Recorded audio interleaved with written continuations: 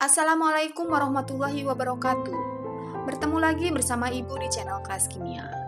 Pada video kali ini, kita akan membahas materi tentang tata nama senyawa biner.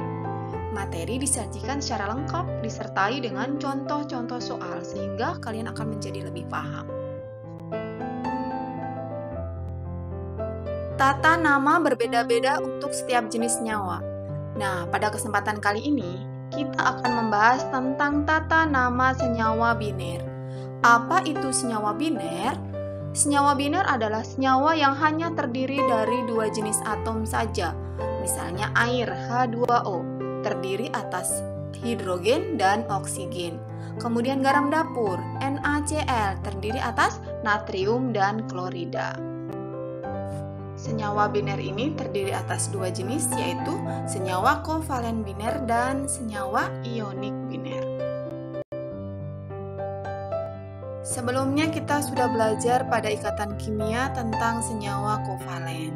Ya, senyawa kovalen terdiri atas unsur-unsur non-logam dengan non-logam. Karena ini biner, jadi terdiri atas dua unsur ya.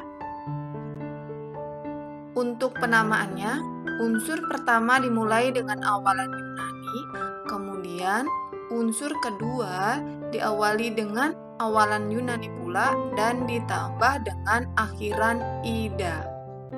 Bilangan awalan Yunani menyatakan jumlah atom penyusun suatu senyawa. Jika jumlah atomnya 1, maka awalan Yunaninya adalah mono, 2 di, 3 tri, 4 tetra, 5 penta, 6 heksa, 7 hepta, 8 okta, 9 nona, dan 10 deka. Nah, awalan Yunani 1 atau mono pada unsur pertama tidak perlu disebutkan. Untuk lebih jelasnya, perhatikan contoh-contoh berikut ini. N2O5, ini adalah senyawa biner dan unsur pertama adalah nitrogen dengan jumlah 2, unsur keduanya adalah oksigen dengan jumlah 5. Sehingga namanya adalah dinitrogen pentaoksida, oksigen jadi oksida. Selanjutnya Cl2O7, unsur pertamanya adalah klor sebanyak 2, kemudian unsur keduanya oksigen sebanyak 7.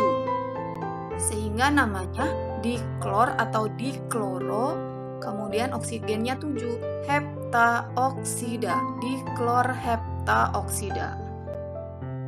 Kemudian CS2, unsur pertamanya adalah karbon, ada 1, kemudian unsur kedua adalah sulfur, ada 2. Mono pada unsur pertama tidak perlu disebutkan, sehingga namanya adalah karbon disulfida, bukan monokarbon disulfida. Lalu, contoh yang terakhir adalah CO. Unsur pertamanya adalah C, karbon sebanyak 1, dan unsur keduanya oksigen, ada 1 juga. Sehingga namanya adalah karbon monoksida. Bagaimana, paham ya? Selanjutnya adalah senyawa ionik biner. Kita sudah tahu bahwa senyawa ionik terdiri atas unsur-unsur logam dengan non-logam. Senyawa ionik ini merupakan ikatan antara ion positif yang disebut dengan kation dan ion negatif yang disebut dengan anion. Dalam sistem periodik, logam terbagi atas 2, yaitu logam pada golongan utama atau golongan A dan logam-logam yang terletak pada golongan transisi atau golongan B. Nah, yang pertama kita akan bahas bagaimana memberikan nama senyawa ion untuk logamnya yang terletak pada golongan utama. Muatan kation atau ion positif sama dengan golongannya kecuali Sn2+ dan Pb2+. Misalnya, Li atau litium terletak pada golongan 1A sehingga muatan kationnya adalah Li+. Mg atau magnesium terletak pada golongan 2A, jadi muatan ionnya adalah Mg2+. Kemudian untuk anion, muatan ion sama dengan nomor logam dikurangi dengan 8. Contohnya, es atau sulfur yang terletak pada golongan 6A, muatan ionnya adalah 6 dikurangi 8 sama dengan min 2, sehingga ionnya menjadi S2-. Selanjutnya, untuk penamaannya, bagaimana memberikan nama senyawa ionik biner ini? Ya, nama logam yang biasa diakhiri dengan ium ditambah dengan nama non-logam dengan akhiran ida. Untuk lebih jelasnya, perhatikan contoh-contoh berikut ini. Contoh yang pertama adalah MgCl2. MgCl2 adalah senyawa ionik biner yang terdiri atas logam magnesium dan non-logam klor. Jadi namanya adalah magnesium klorida. Ingat ya, senyawa ini adalah senyawa ionik, bukan kovalen. Jadi tidak diberi awalan Yunani, bukan magnesium diklorida.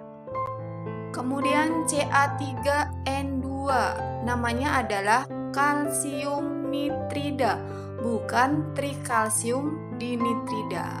Paham ya? Selanjutnya Ca2C, kalsium dengan unsur karbon. Jadi namanya kalsium karbida, karbon ditambah dengan akhiran ida, jadi karbida. Selanjutnya kita akan menentukan rumus molekul dari senyawa yang sudah diberikan namanya. Contoh yang pertama adalah kalsium klorida. Terdiri atas ion kalsium karena terletak pada golongan 2A, maka muatannya adalah plus 2, sehingga menjadi Ca2+. Kemudian anion klorida terletak pada golongan 7A, maka muatannya adalah 7 dikurangi 8 sama dengan min 1, sehingga menjadi Cl-. Kemudian Ca2+ dengan Cl- menjadi CaCl2. Nah, bagaimana proses pembentukannya? Kalian bisa lihat di video tentang proses pembentukan ikatan ion. Kemudian aluminium sulfida terdiri atas ion aluminium karena terletak pada golongan 3A, maka muatannya adalah plus 3, sehingga menjadi Al3+. Kemudian anion sulfur terletak pada golongan 6A, maka ionnya adalah atau muatannya adalah 6 dikurangi 8 sama dengan min 2, sehingga menjadi S2-. Al3+ dengan S2- menjadi bagaimana? Al2S3, jadi disilangkan. Yang terakhir adalah kalsium oksida yang terdiri atas ion kalsium Ca2+ karena dia terletak pada golongan 2A ya. Kemudian oksida, oksigen terletak pada golongan 6A, 6 dikurangi 8 min 2, jadi O2-. Ca2+ dengan O2- menjadi Ca2O2, dapat dituliskan dengan CaO.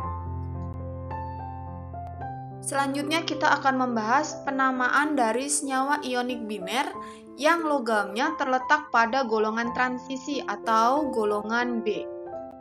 Penamaannya adalah nama logam ditambah dengan bilangan oksidasi yang ditandakan dengan angka Romawi, kemudian nama non-logam ditambah dengan akhiran ida. Jadi di sini kalian harus ingat dan paham kembali tentang penentuan bilangan oksidasi atau bilox. Sekarang yang pertama, FeCl2. Cl adalah golongan 7A, biloxnya min 1.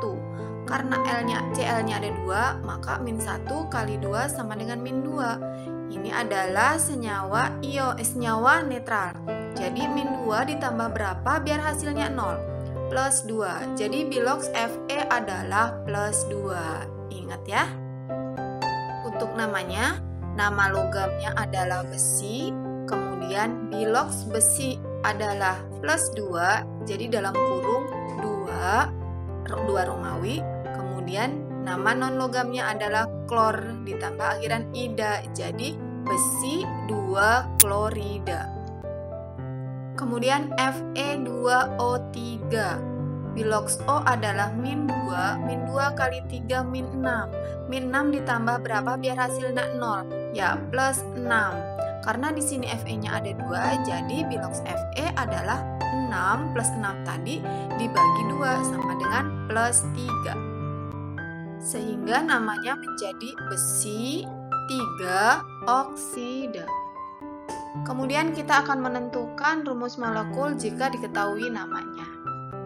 Contohnya adalah timah 2 klorida, timah atau SN 2, biloksnya 2, jadi SN2+.